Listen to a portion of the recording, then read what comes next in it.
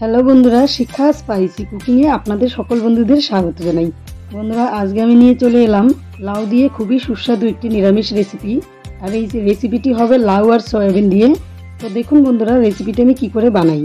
Recipe বানানোর জন্য প্রথমে কড়াইটি চাপিয়ে দিয়ে কড়াই গরম করে নিয়েছি, তাতে দিয়েছি রিফাইন্ড অয়েল। তেলটাও এবার গরম করে নেড়ে চেড়ে নিলাম।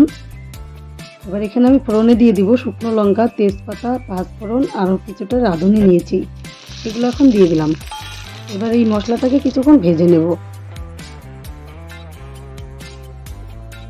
খুন্তি দিয়ে নেড়ে চেড়ে মশলাটাকে কিছুক্ষণ ভেজে নিচ্ছি। এবার মশলা থেকে একটা খুব সুন্দর সেন্ট বেরিয়ে গেছে।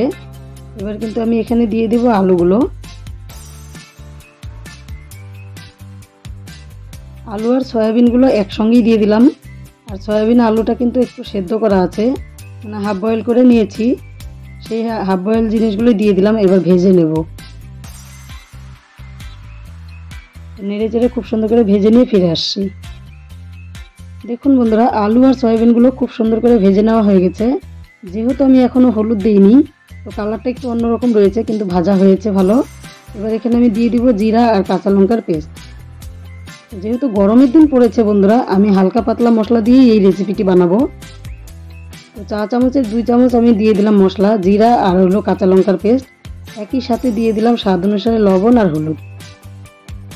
এবার মশলার সঙ্গে এই আলু আর সয়াবিনটাকে আরও কিছুক্ষণ ভেজে নিয়ে ফিরে আসছি। আর একটা কথা বন্ধুরা, এভাবে যদি রেসিপিটি বানান তো ভাত রুটির সাথে খেতে তো দারুণ লাগবেই। তবে এই রেসিপিটি বানানোর জন্য কিন্তু লাউটি কুচি নিতে হবে। লাউটি যদি কুচি নেওয়া যায় তাহলে এটা সেদ্ধও ভালো হবে আর সবজিটা বেশ মাখো মাখো হবে, খেতে দারুণ টেস্ট হয়।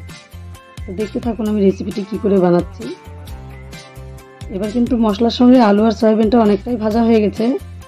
আমি এখন এখানে দিয়ে দিব লাউগুলো। তো লাউগুলোকে আমি ছোট করে কেটে নিয়েছি। দেখুন বন্ধুরা, এরকম ছোট ছোট টুকরো করে কেটে নিয়েছি। এবার লাউগুলো এই আলুর সঙ্গে আমি ভেজে নেব।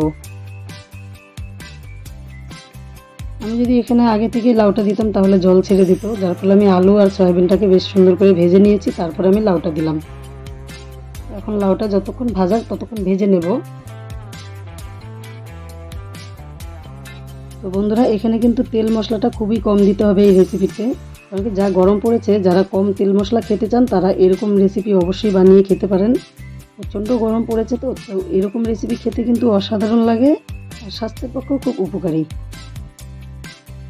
এবার লাউগুলো ভাজা হয়ে গেছে, দিয়ে দেব গরম জল।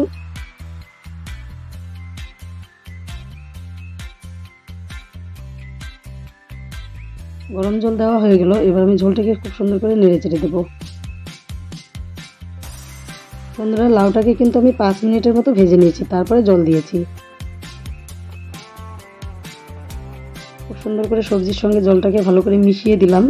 এবার একটা থালা দিয়ে ঢেকে রাখবো। এখানে কিন্তু ঢেকে রাখবো আমি 10 থেকে 15 মিনিটের জন্য।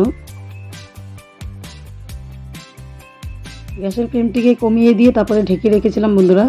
তো 10 মিনিট পরে একবার আমি উল্টে দিয়ে দেখে নিয়েছিলাম, তখন সেদ্ধ হয়নি, যার ফলে আমি 15 মিনিট পরে উল্টে দিলাম। উল্টে দিয়ে দিলাম সাথে চিনি আর ধনেপাতা। আর চিনিটা কিন্তু খুবই সামান্য পরিমাণ দিতে হবে, কারণ কি নিরামিষ সবজি তো, তাই একটু চিনি দিতে হয়। চিনিটা দিলে খেতে ভালো লাগে। চিনি ধনেপাতা দেওয়ার পর সুন্দর করে মিশিয়ে নিলাম। আর একটু লাউটাও আবার দেখিয়ে দিলাম, সুন্দর সেদ্ধ হয়েছে। এবার কয়েক পিস আলু ভেঙে দেবো, কারণ লাউয়ের সবজি তো এমনিতেই একটু পাতলা পাতলা দেখা যায়, যার ফলে একটু আলু ভেঙে দিলে দেখতেও সুন্দর হয় আর খেতেও বেশ ভালো লাগে। সুন্দর করে নেড়ে চেড়ে দিলাম বন্ধুরা। তো আলু ভেঙে দেওয়া হয়ে গেল বন্ধুরা। এবার কিন্তু আমি আরও 1 মিনিটের মতো জাল করে নিয়ে তারপরে সবজিটি একটা পাত্রে নামিয়ে নেব। তো বন্ধুরা, আমার এই লাউয়ের আর সয়াবিনের সবজিটি রান্না করা পুরোপুরি কমপ্লিট। এই রেসিপিটি দেখে আপনাদের কেমন লাগলো অবশ্যই কমেন্ট করে জানাবেন। ভিডিওটি ভালো লাগলে বন্ধুদের সঙ্গে ভিডিওটি শেয়ার করবেন।